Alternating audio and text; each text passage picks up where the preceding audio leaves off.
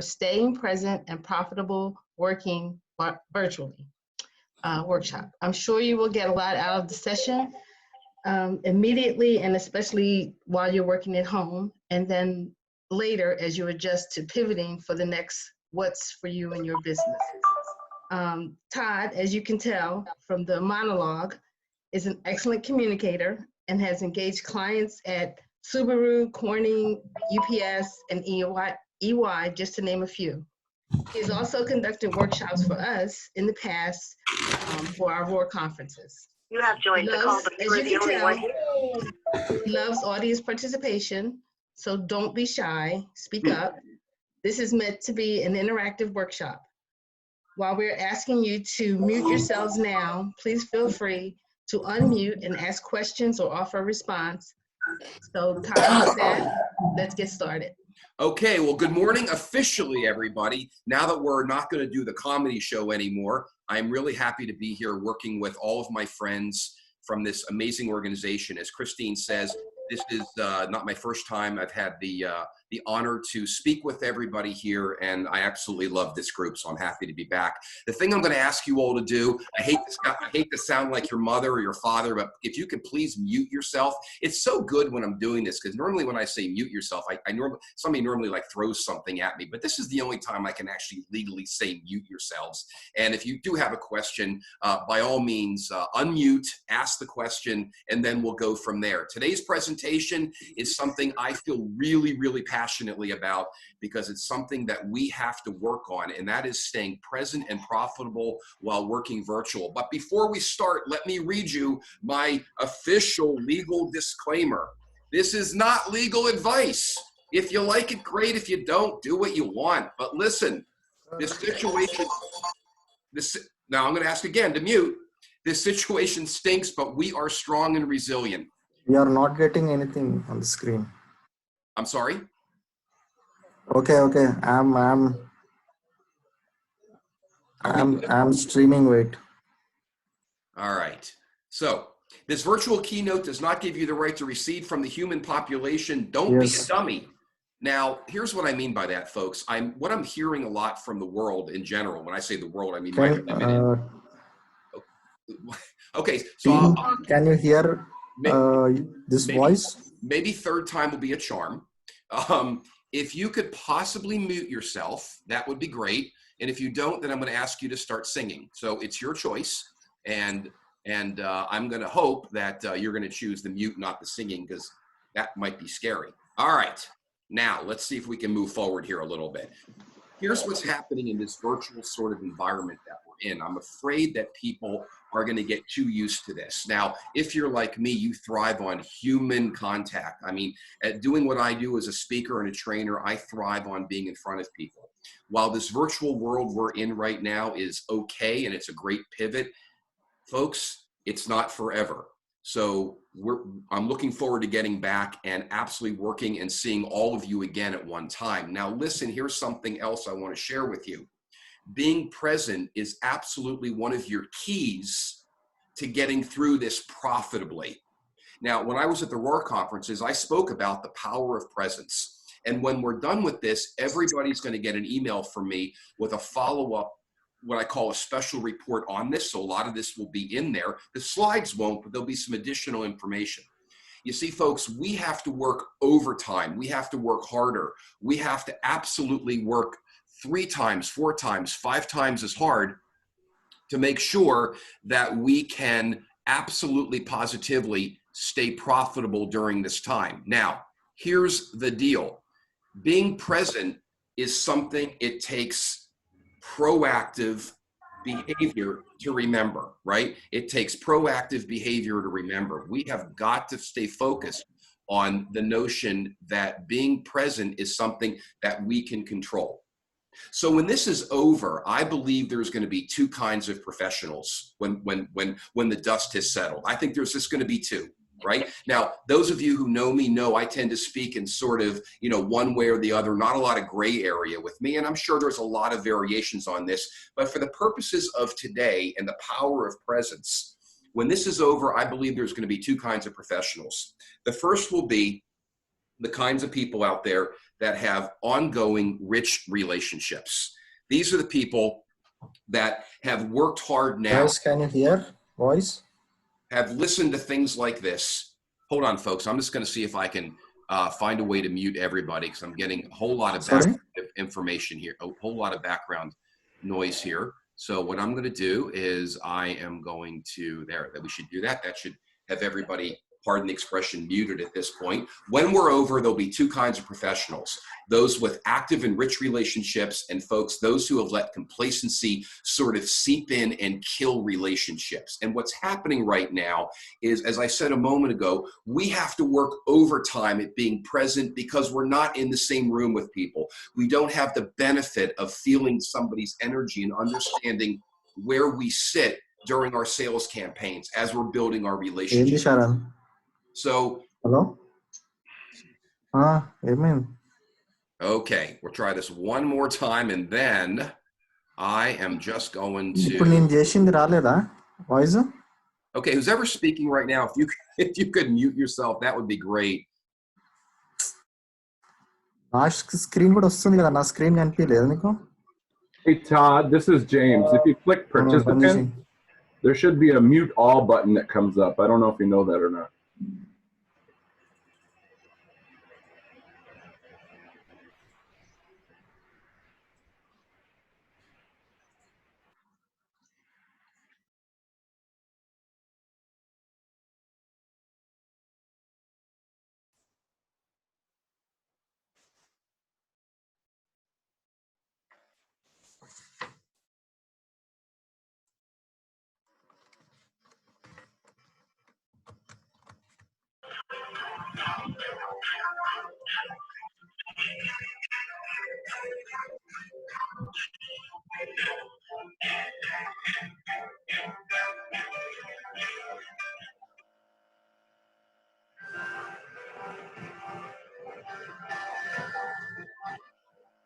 Keep trying. Okay, can you hear me now?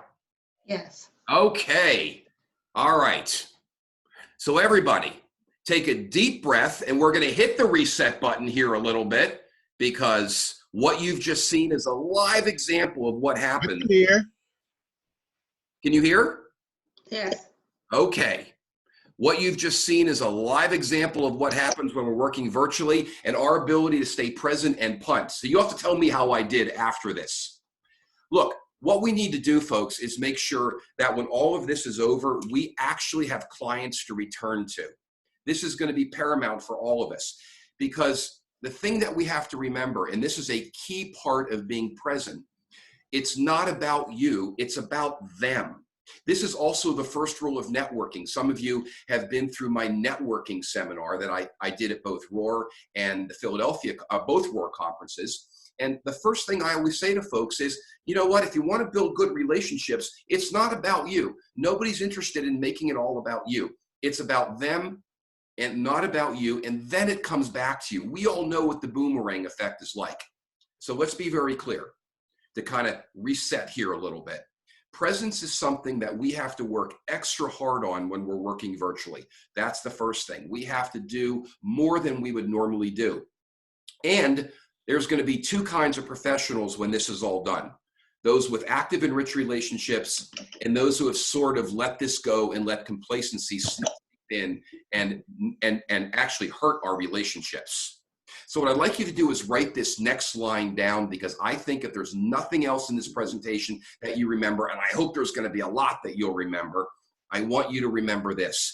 It is not your customer's job to remember you. It is your job to stay top of mind for them. Folks, I've been hearing this line since I started my career many, many years ago at Xerox in Philadelphia at 1700 Market Street. And I've never forgotten this. I didn't say it. I won't be the first, and I certainly won't be the last.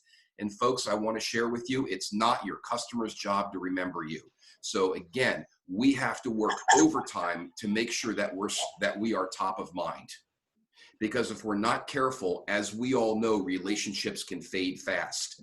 You've all heard the adage, out of sight, out of mind. If your clients can see you, well, you know how that ends. And if they can't see you, you know how that ends as well. Now, when I say see you, that should give a little bit of a tip off to one of the lessons, one of the 8-ish rules of being present that I'm going to share with you momentarily. I can't say this enough. If we let ourselves get complacent during this period, we will get replaced without a doubt. When this all hit us, and it hit us hard, there's no question about it. None of us were prepared for this. None of us could have ever seen this at New Year's this year. None of us could have ever predicted this was going to happen. At least none of us on this call could have predicted this was going to happen. So remember, complacency kills. The opposite of complacency is our ability to be present. And when we're present, that equals profitability. So how do we really go about doing this? Well, it's actually not that hard.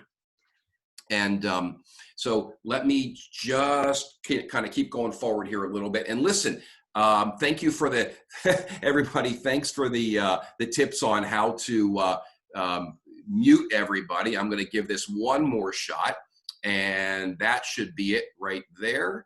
And I think now I've got this. So to those of you, so Tracina and Patricia and some other folks who have sent me notes on how to mute everybody, you're muted. Done. Okay. So, so thank you for helping me out there a little bit, because you know what? Doing what I do, once I get rolling, it's a little hard to manage the technology, but again, it's about how well we manage the moment. So I'll let you decide how well I manage the moment or not. All right. So moving forward a little bit, the other thing I want you to write down is this. Those who are present achieve permanence.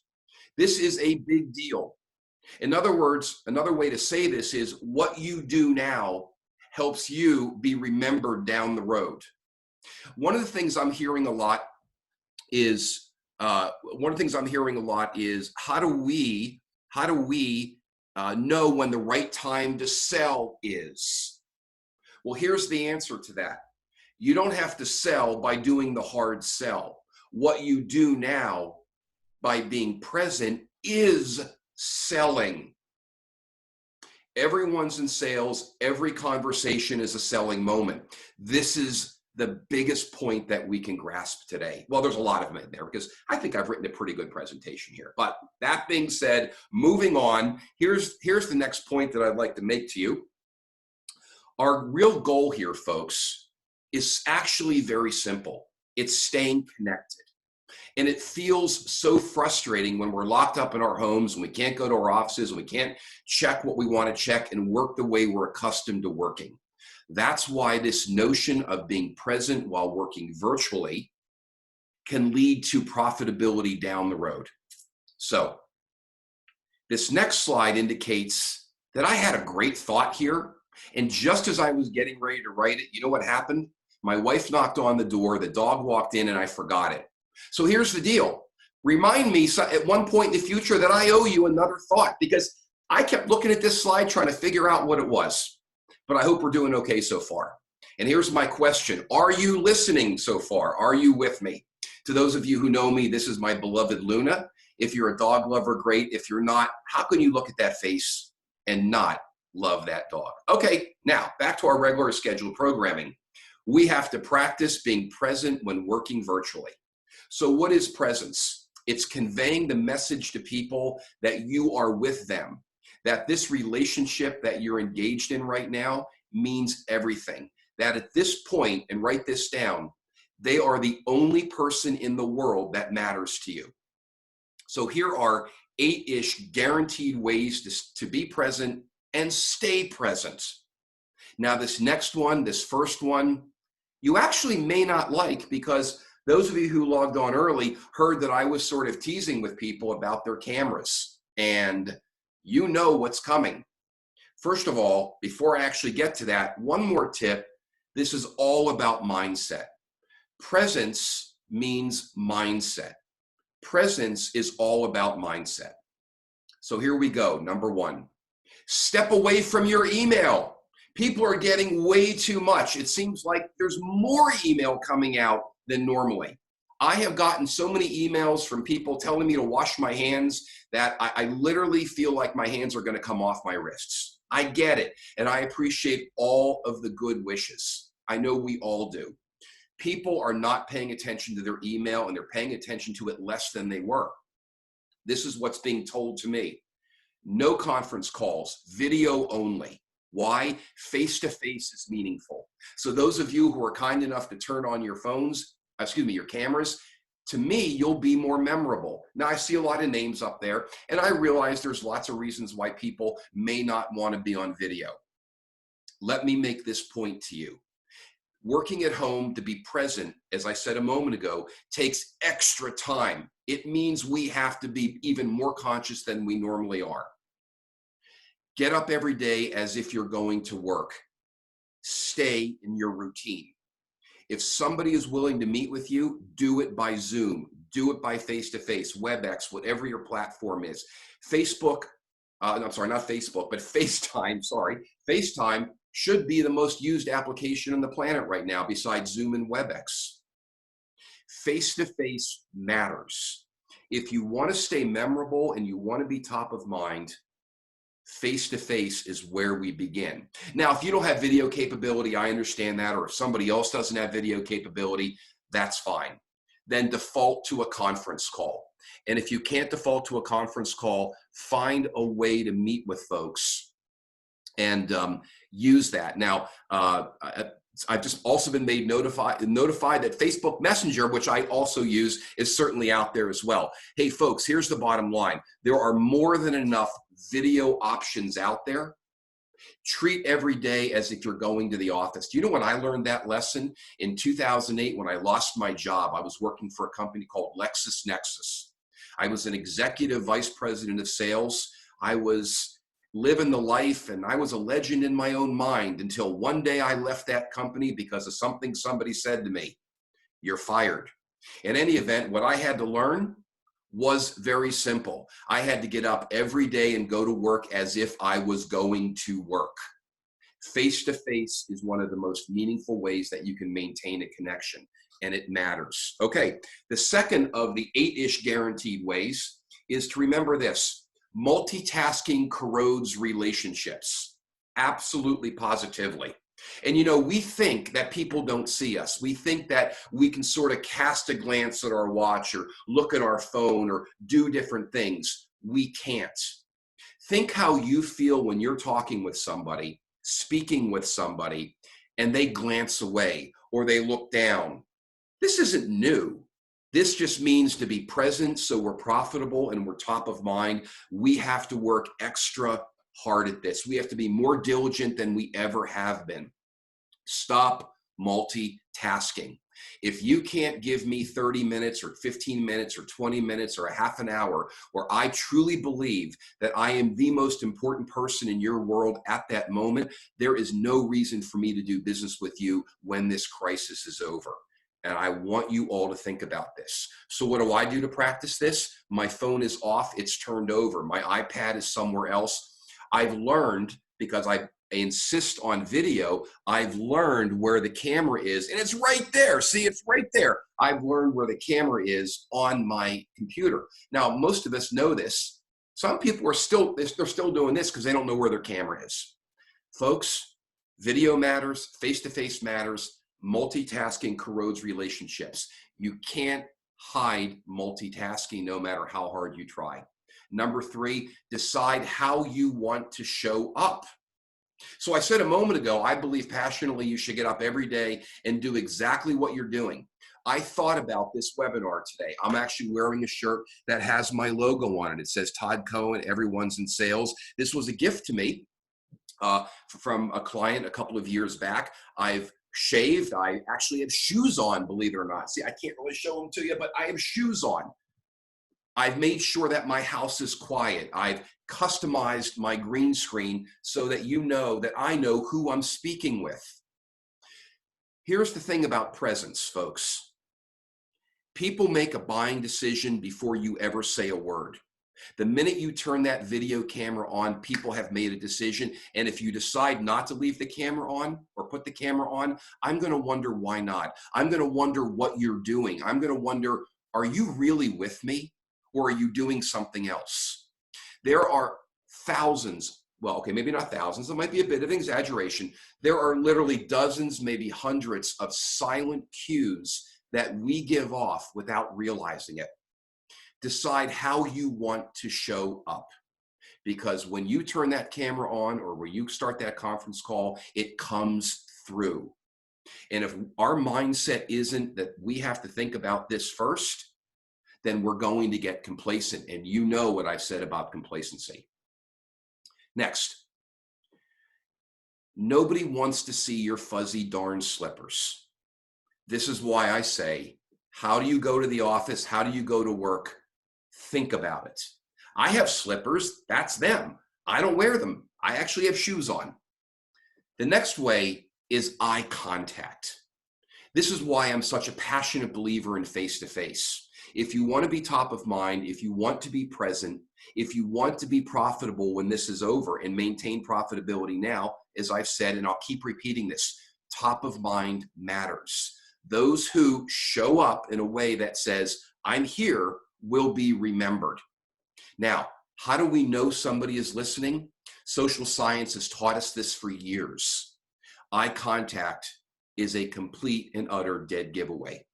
So right now, what I'm doing is I'm looking at my camera. Now, I can't actually see each one of you because many of you have your cameras off. If we were doing a 1-to-1 or a 3-to-1 or whatever it might be, my camera's on. I've decided how I'm going to show up.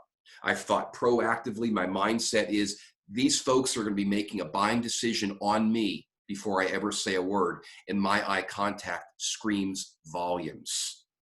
Eye contact is also a dead giveaway, as I said a moment ago, that you're listening and that you're engaged. Now, eye contact doesn't mean that you should walk up to somebody and stare them down. That's not what eye contact means.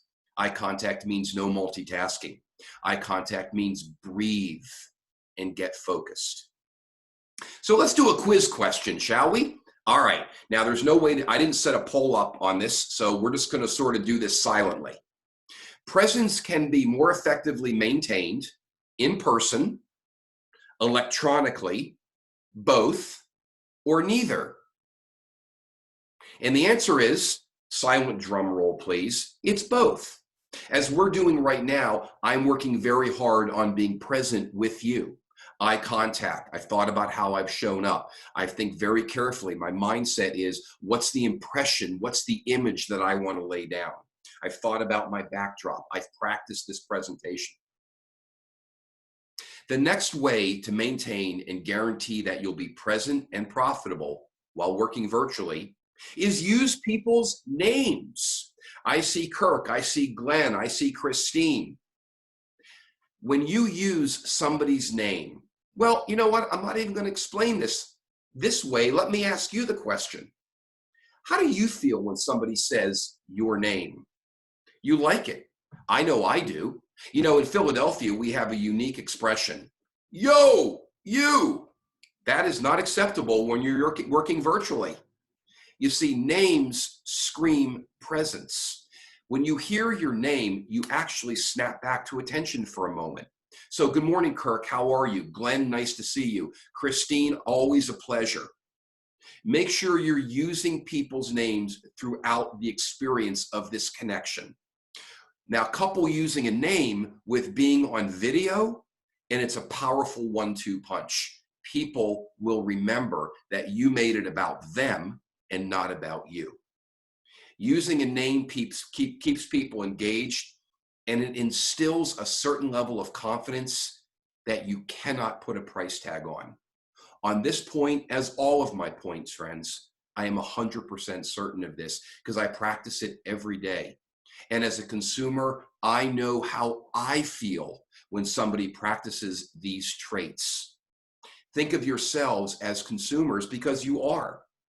When somebody is present with you and you're the only person in their universe and they use your name, how do you feel? Like you're going to buy from them. The next rule of staying present while working virtually so that you're profitable is make sure you're asking questions throughout. Now, I'm doing quiz questions in this case. Don't ramble and drone on. And please also make sure that you change your voice. You move around a little bit. Have some fun with this.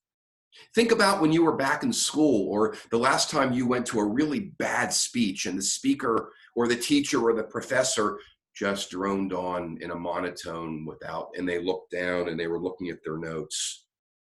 Don't do that. Working virtually is no different than being in person. You will lose people, friends. You have to increase your odds of engagement and differentiation. In fact, I'd like you to write that down. I'd like you to write down that the whole point here, folks, is to make sure that you're increasing your odds of being remembered. You're increasing your odds of being differentiated. You're increasing your odds that people will remember that you took the time to engage them in a way that said, I don't care what's going on around me. You're what's in front of me.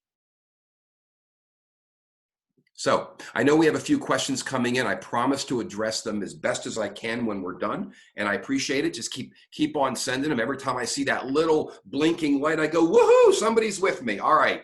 Ask people to write things down. No better way to make sure your point is being remembered than when you say, as I have said throughout this entire presentation, hey, write this one down. Or if you get nothing else from this, I want you to remember this. Now, that one's a little bit challenging because you know what, folks? You want people to remember more than just one thing. So write this down. Ask people to write things down.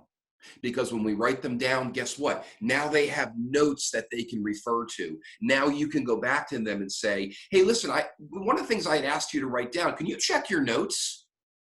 And they'll go, yep, there it is. Or your next conversation is that much more efficient because you've helped them create a series of points to remember that reinforce your message. So you're having them do the heavy lifting, and they're better off for it. Okay, let's try another quiz question. Using somebody's blank screams that you are present. So it's rank, title, company name, or somebody's name. Okay, everybody take a deep breath. And the answer is, I'm seeing some answers come in. I like this. The answer is yes, ladies and gentlemen. It's using my name. Christine, how are we doing out there? Kirk, are you still with me? I notice you haven't turned your camera on. Glenn, I'd like to see your handsome face. You see, when you use somebody's name and your names that I've just called out, you snap to attention for another split second. That means I was present and I achieved your presence. It may not last a long time, but it's better than not. All right, so here we go. Let's keep moving forward on the 8-ish ways to stay present. All right. So let me switch gears with you here for a second and talk about something that underscores our ability to make a difference.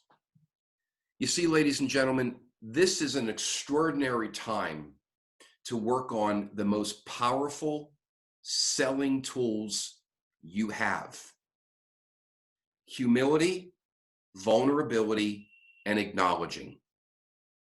Guess what? We're all in the same boat. There are people struggling. We are. I am. We've all had to pivot, and in ways that are not necessarily happy ways. There's a lot of pain out there right now. You don't need me to tell you that. You're feeling it. Humility and vulnerability and acknowledging somebody else's pain. The three of those are a 1, 2, 3 surefire way to be present and send a powerful and human message to people. It's not about me. It's about you. This is an extraordinary time for us to say, I understand. I get it. I'm right there with you. What can I give you? What can I do to help? Right now, what people are waiting for is to know that they're not alone. They're not the only people out there feeling this extraordinarily crazy time that we're in. Show people that you're real, that you're human, that you are no different than anybody else. And you will win relationships and keep relationships and prove presence in ways that you will never be able to put a price tag on. And I hope, truly, as I want to say, if you remember nothing else, this one you can take to the bank. So here's another way. End every conversation with an ask. An ask to move the relationship forward. There's nothing worse than ending a conversation with, here's all the information, get back to me when you can. Or you know what, shoot me a date. Or hey, listen, let's calendar something. Let's go back and forth in calendar. That is nonsense. It's a waste of time and you are losing your moment. In other words, don't abdicate the moment to move your relationship forward. At the end of every conversation, there must be an ask. Can we get together again? What are our next steps? Or this is what I suggest we do next. I personally don't leave a conversation without an ask. And that ask doesn't have to be the hard sell. That ask just has to be, how do we keep this conversation going? And sometimes it's just that. Hey, I know these are hard times. I want to make sure that we're in touch. Pull up your calendar right now. I'm going to send you a Zoom invite for next Thursday at 2 o'clock. I want to check in on you again. How does that sound? Great. Here's the invite. Boom. Now you have something on your calendar. Now you know that relationship is still current, fresh, and drumroll, present with you. Don't abdicate the moment. Write that down, please. Don't abdicate the moment.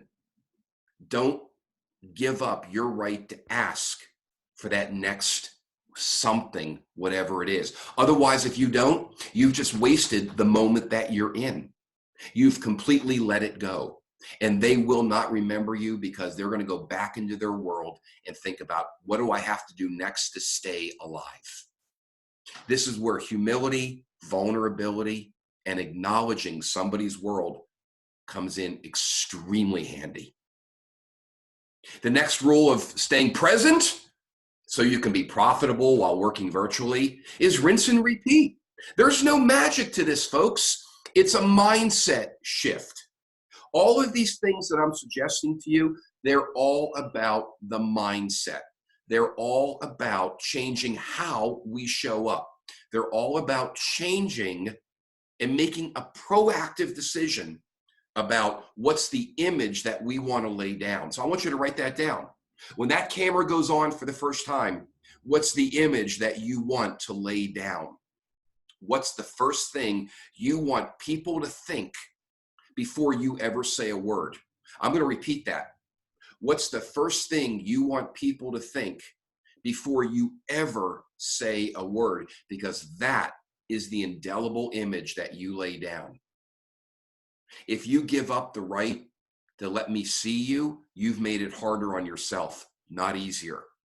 If you give up the right to engage in a way that makes it about me and not about you, you have made yourself forgettable. Presence is a mindset, and it's the most powerful tool we all have at our disposal, and we all use it every day. Okay, let's try a third quiz question, shall we? Don't you love these? Eye contact means you are intense. Intense. It means you're listening. It means you have an astigmatism and you need to go see the eye doctor. I'm sorry, I laugh because I love that one. That's obviously not the answer, except for the group of eye doctors that I worked with a couple of weeks ago. And then eye contact also means you like to intimidate people into doing it your way. What do you think the answer is? Well, let me see what some folks have written here. I know that you're all a really smart gang. Yes, you're listening. I see 8 for 8, 9 for 9. Lots of people have answered. Thank you so much. Eye contact means you're listening. Now look, we're not done yet, folks. We have to keep going forward here a little bit. So one of the things I like to say is there's no secret sauce. There's no secret sauce to this. You know what there is, though? There is a little secret that I'm going to share with you right now. This is something that I've put together over the years and I've trained thousands of people on. It's actually how we can sell in a way that's comfortable for both parties so that you don't abdicate the moment, so that you guarantee you're present, and you can put all of these things into play in 4 easy steps in one fell swoop. So here's the secret sauce. It's called ELSA. Those of you who have heard me speak before know that I've talked about this a lot. So what is ELSA and how do we practice ELSA? Well, here we go. The E is for engage. Engage people. Don't get complacent. Don't assume people are going to remember you. Reach out and engage people. Pick up the phone.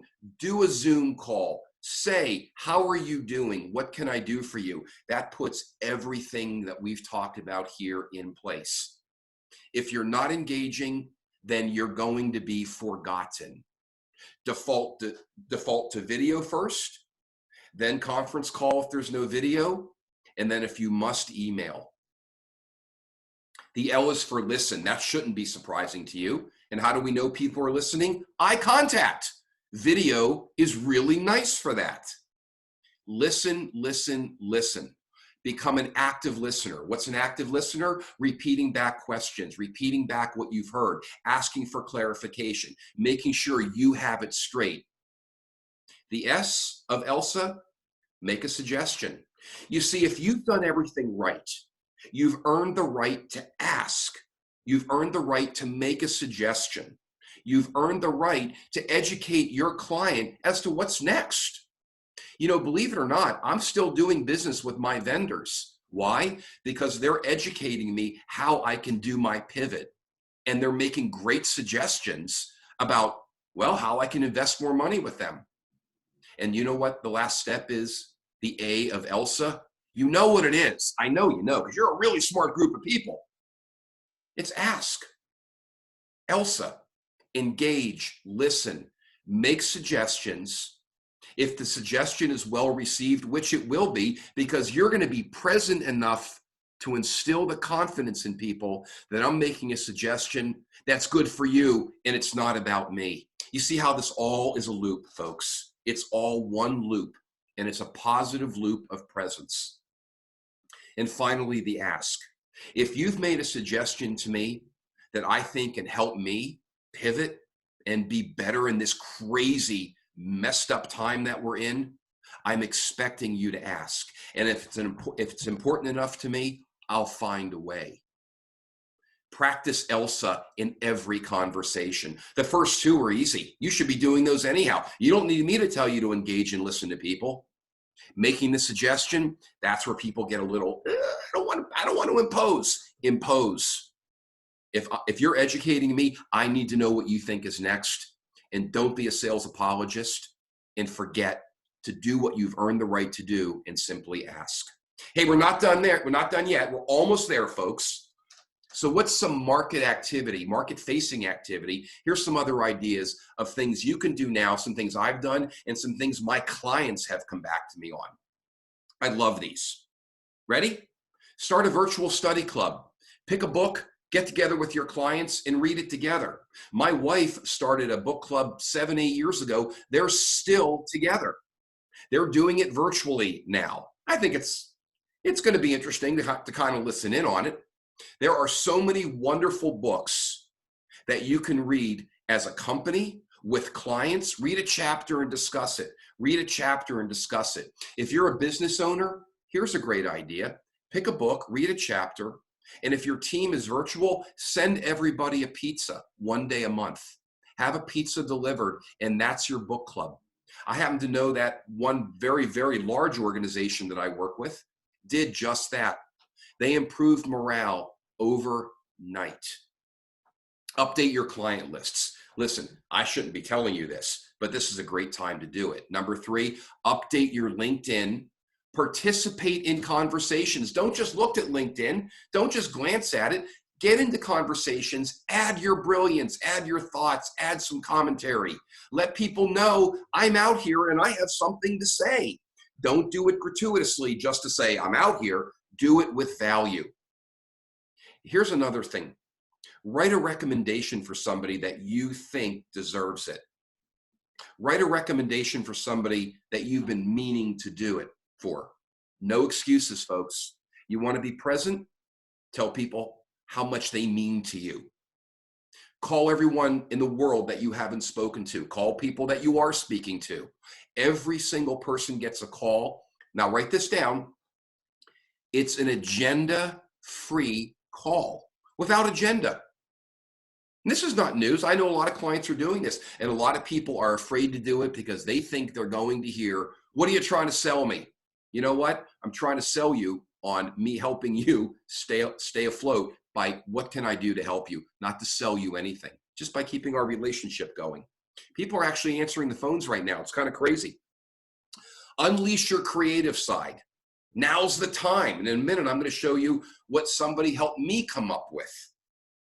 Work on your professional development. The virtual study club is a great idea. If you're in an industry that requires certification or continuing credits, now's the time. By the way, when you're online with those folks, it's great networking, great opportunity to practice being present. Now is not the time to stop employee education and training. It's the worst thing you can do. It's time to energize your culture and understand that, you know where this is coming from, everyone's in sales. Everybody does something that influences your customer's decision to say yes. Why not go inward and focus on the people that mean the most? The people who help you help the customer say yes. Fourth quiz question. At the end of every conversation, you have earned the right to, drum roll, hang up, sorry, walk away, ask for the next step, send an invoice. And the answer is, let me look at some of these mail-ins here. Let's see what we got here. At the end of every conversation, and the answer is, man, you are a smart group. Ask for the next step. Number 3 is the answer. I have to tell you, I did this same presentation to a group full of virtual CFOs as part of the AI CPA. You know what their answer was? Send an invoice. I got it. It's kind of funny, but the reality of it is we have to make sure that we're keeping relationships alive by asking for the next step. Okay, here's my final point, friends. Let your customers inspire you. You don't have all the answers, nor do I want you to. My customers, my clients inspire me every day. 2 weeks ago, I got a call from a client I'm working with, and he goes, you know, I was thinking about your content, and your content of everyone's in sales actually will work differently now because we have to think about how to recover lost sales. I hadn't even seen that coming. I didn't even think about that. My customers have inspired me. So I've started, for example, this advertising campaign. I'm doing this by snail mail. I'm actually mailing these out. So here's the deal. I paid money to a graphics arts company to put this together. I'm paying money to buy lists and have it shipped out. The point is, there's money if it's meaningful. Let your customers inspire you. If you want to call your customers and have a truly present, altruistic, agenda-free conversation, ask them this question. If you were me, what would you want to hear right now? And if the answer is nothing, I won't take it personally. What would you want to hear from me right now? I've been asking my customers and clients for the last 3 weeks this question. They've inspired me to put together this campaign, which I was then able to invest in 4 or 5 other vendors and create. Ladies and gentlemen, being present isn't hard. It takes a mindset to do it. Being present now is more important than ever. It's the biggest, most powerful tool we have in our kit. When what people need most right now is to know somebody cares. So let's open it up to some questions. I'm going to see if I can manage to unmute everybody. I know, let's see if we can do this. Unmute all, and you're all unmuted. Now you're all unmuted, so watch the background noise, or I'm gonna have to cut you off again. Does anybody have any questions? I see the guy with the bridge in the background there. Nice. All right, let's see. There was one question earlier that said, where was it? Let me see if I can find that. Someone said, It was my, hi Todd, it's Pat Rush. It was my question. I said, what's a reasonable cadence to stay in touch, and how often should you reach out? Because there's just, like you, it's like I open up my email every morning and I probably have like 100 different communications that are coming in, from Right. training offers to, you know, things all around COVID-19. And I'm like, how do we put ourselves so it's not, I guess, being email white noise, if you would, and how to. well, the first thing is, Patricia, great question, right? So the first thing is, in addition to everything I'm sharing with you, is stop emailing, right?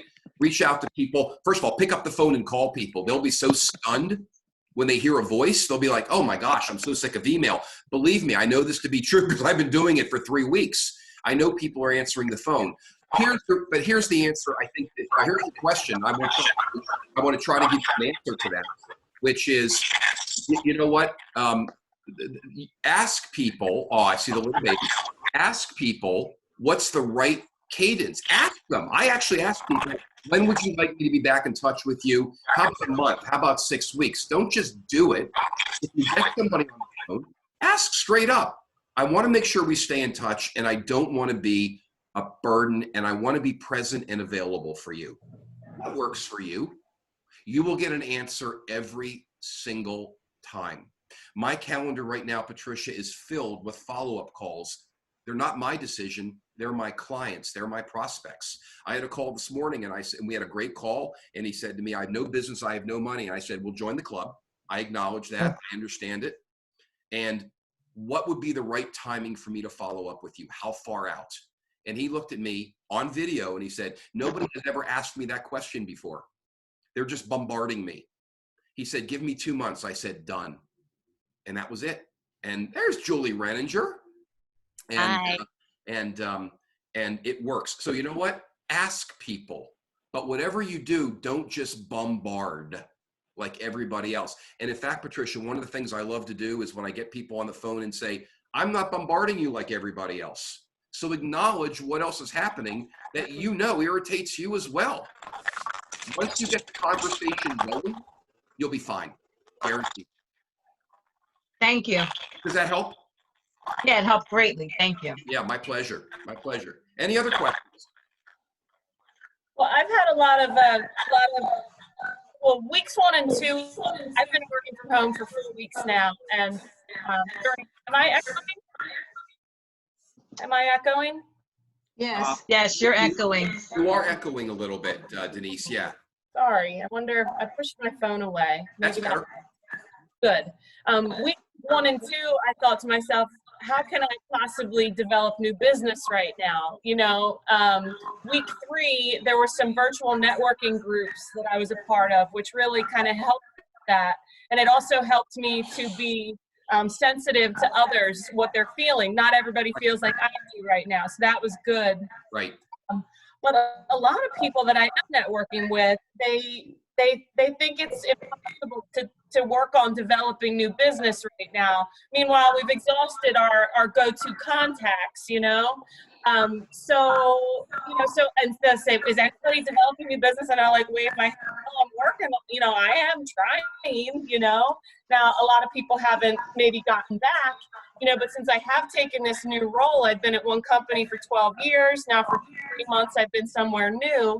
So I'm really just taking this opportunity to introduce myself to folks that are in our network of the new company.